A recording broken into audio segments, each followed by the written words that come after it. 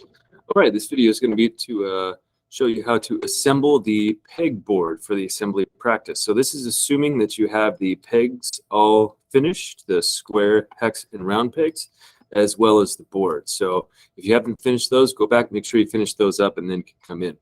All right, so once we finish these, we actually need to assemble them. And the place that we do that is called the assembly. Okay, so this is by default always this tab shows up right here in your document. We haven't used it yet, but now it's time to start using it. So the first thing I'm going to do is rename this because we want to be as specific as possible. So we'll call this our peg toy assembly. Okay, and the next thing we need to do is get everything placed in here, which is pretty simple. We just need insert, and then we're just going to click on each thing, and then click, click, click, and then click. And at the end, we have to hit OK. Right now, I just realized that I don't really like the color of the square block here. It's a little too close to the baseboard. And one of the nice things about assembly and OnShape is that you can go back and make changes. So I'm going to go back to my square peg, and let's make this more of a green, I guess. We don't have anything green in there. So we'll make this green, and I come back, and you notice that it's green. So it automatically updates and changes everything. So you can make changes, and it'll automatically keep everything updated. So you don't have to redo the assembly or make a new assembly. Right. Now, oops, I forgot. We need 2 circle pegs. So we're going to place 1 more. So you can always come in afterwards and place more stuff. So I just hit insert and put this peg in here. Now, one thing you want to be careful about is moving stuff around. So if I'm moving this peg around, right, I could like put it down here and it kind of looks like it's under there, but if I orbit around, you can see that it's definitely not close. So moving stuff by just clicking and dragging is actually kind of a bad idea because you can't really tell where you're moving something. A better way is to just click on it, and you'll notice that these little handles pop up. So let me show you what these do.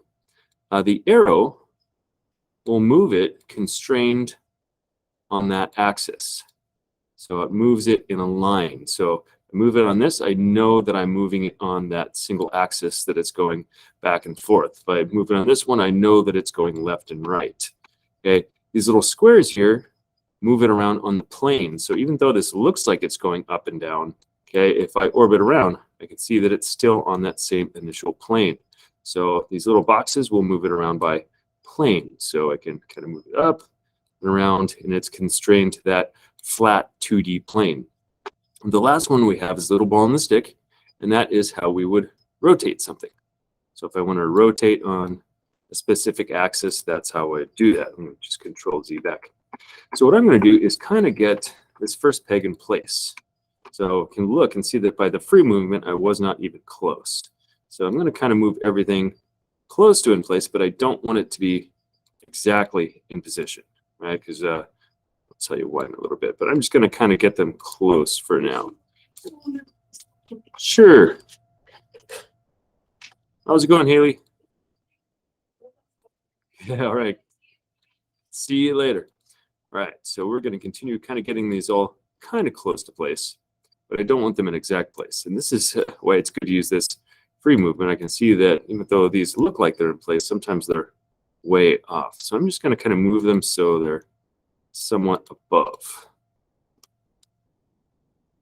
There we go. And I'm going to leave a little bit of space because I'm going to need to do some clicking on the board as well. So I don't want to put them exactly in place. I want them kind of just out around. Now this square peg is going to be sliding in there, so I can't have it up this way. So I'm going to rotate it, and I'm going to rotate it 90 degrees. So if we want to be precise, we can just type in a value there, which is probably a better way to do rotations. You want to be very precise. So, all right, so we're pretty close. I'm going to get that a little bit higher up and out of the way so it's not overlapping. So the goal of assembling is to actually put stuff together so you can actually see how it moves. Now, I could just kind of drag this in place and just, let's get this perspective. So I could kind of just put this in here and make it look like it's in place, but I can't really tell any interactions by that. So for example, I could just grab this and look, it kind of just slides right through. So doesn't really understand that these objects can't go through each other. So what we need to do is use the different mate features. So whenever we're assembling, we use our mate features. And up here we have a few. We have the fasten mate, which is just going to glue two things together. We have the revolute mate, which kind of sticks it together but lets it spin, okay, kind of like the axis on a wheel, where it's fixed in place but it can still rotate around an axis. We have the slider mate, which will kind of slide back and forth. We have the planar mate, which will lock two things to a specific plane.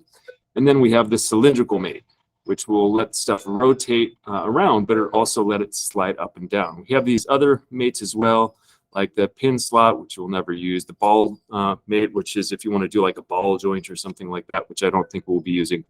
But the ones that we're going to use today are the revolute, the planar, and the cylindrical. So those are the ones that we're going to use. And you have to use these if you want full points. So the first one we're going to do is a revolute mate, this one right here. And here's how it works. So this is why we kind of rotated and moved our stuff and left some room, because I'm going to have to click on both the peg and the board. So let's go ahead and get the revolute mate. So I got my revolute mate. I just clicked on it. And it needs two things. It needs you to tell the two pieces that need to come together. So if I hover around, I can see that, right, it's letting me grab these different areas. So I could grab like the side of this, the face, but I want to get this kind of circle right here. Okay, so I want that kind of central axis. You can see it's highlighted in blue. So I'm just going to click right there. And if I come back down around and just hover, don't click yet, you can see that it's picking a whole lot of different faces. And this is where most people mess up on assembly. They could just kind of click on a random spot. You cannot click on a random spot. You kind of have to know where you're clicking.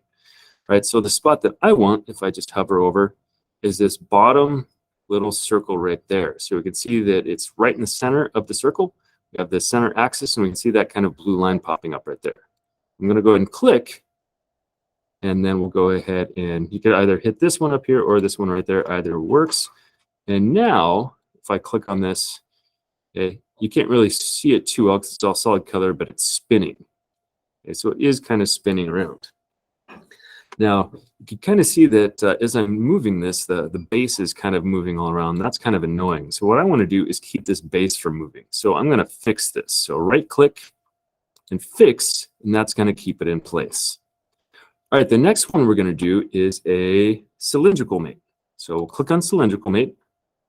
And I'm going to come out around here, move so I can see the bottom. And just like the last one, I want to get the central axis. And then I want to get the central axis of this second hole, preferably on the bottom, but doesn't matter for this one. So okay, I'll go ahead and green check it. So this one's in place. Now the cylindrical, it still can rotate around. You really can't see it because it's all the same color. But with a cylindrical mate, it'll let us slide this up and down. With the revolute, it's locked in place. Okay, but cylindrical, we can move it up and down. All right, so next one. The next two are going to be very similar, and they're both going to use two planar mates. So I'm going to click planar mate. And first thing I'm going to do is get this face. So I can select edges, I can select faces, and even select individual vertices. But what I want is this whole face. So if I'm hovering over, you can see that it's picking kind of right in the center of the face. So I'm going to click that. Now, I have to click on the face that I want this to be actually mated with, which is going to be this inside face right here. So I'm going to orbit around, and I'm hovering. I'm not just clicking. Like I said, random clicks are a bad thing here. So wait till you just get that spot right there, that inner face. And we'll go ahead and click, and OK. Now I can still move it. And it looks like I'm sliding it all over the place. But if I move over here, this perspective, we can see that I can't actually slide it past that one spot. So it's locked it onto that plane. Now, I don't want it to be able to go through there. So what I'm going to do is just another planar mate. And I'm going to do a planar mate on the bottom. So right there, right in the center of the bottom. Orbit around, and I'm going to get there right there in the center of that face. Bloop. We'll plop that together, and now we can see that slides back and forth, just like it would if you were playing with the actual wood blocks. And we're going to do a similar thing to this hex piece, except we need to pick two adjoining faces. Okay, so I'm going to get my mate. I'm going to go back on this backside edge. So I'm just going by the orientation that it already has. So we'll click that face, which is going to mate with that face. Solve. I'll just hit the green check on that one. Sometimes it stays popped up here. If it keeps popped up, go ahead and just close that because you don't want to just randomly click on stuff. So we selected this face. The next face has to be immediately joining it. So for example, I wouldn't want to do this face because then I could slide it back and forth left and right. I want it to be locked in place so it couldn't actually touch anything. So last time I did this face. So this time I'm going to do this face. Happy Monday. And this face. And because these are adjoining, it locks it into place right there. So it kind of just slides back and forth. All right, so if we look over here, in order to get full credit, you should have a revolute mate, a cylindrical mate, and 4 planar mates, and there should not be any errors. So if you're good to go there, all right, you successfully did the assembly. Nicely done. Good job.